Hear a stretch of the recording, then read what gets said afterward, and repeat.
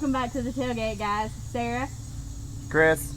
For the last and final installment of our EPD mini-series, we realized along the way that we wanted to make this a 3-part series, and then we decided we need to talk a little bit more about accuracies because sometimes that's confusing even to us.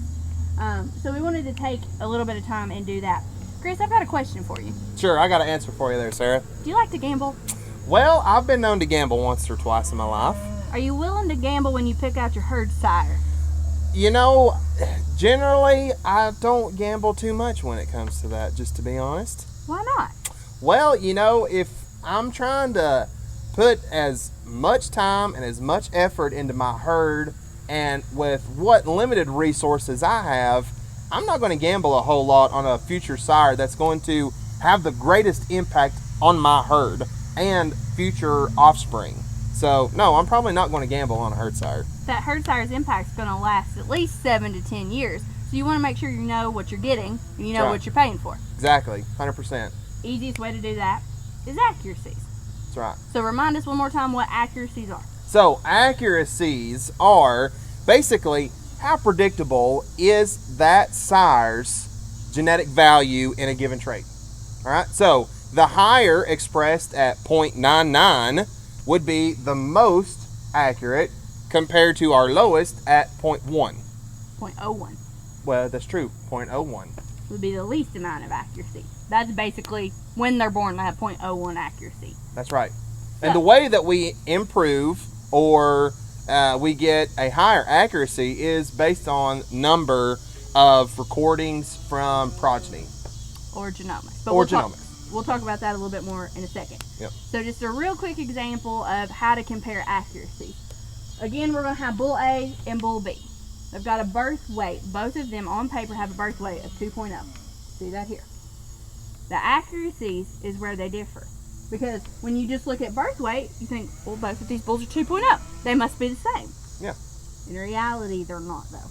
When we look at our accuracies, we have 0.15 on Bull A. That's a pretty low accuracy. Versus Bull B, that has an accuracy of 0.95. Is that going to be realistic for a bull that you could buy out of somebody's field to put into your herd?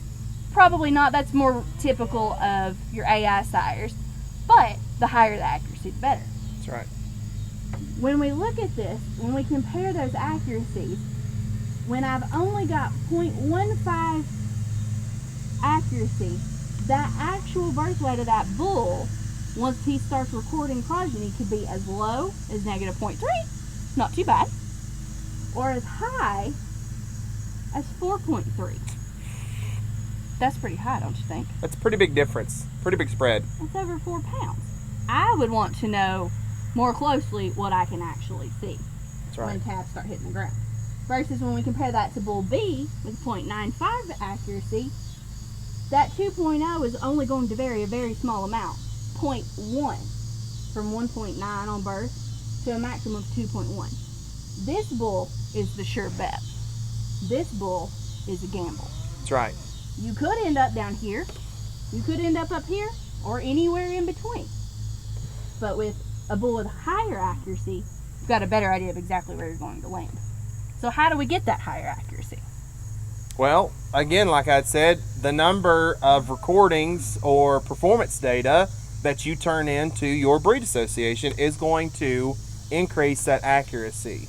But I'm impatient, and I want to buy a young bull that's got the best, newest genetics, but I still want this high of accuracy. Is there a way that I can do that? Absolutely, there is. And it's a very cheap way in retrospect to do it as well. There's 2 ways of doing it. A tissue sample, or in my opinion, the easiest, is a blood sample. Either taken from the jugular or the tail caudal vein.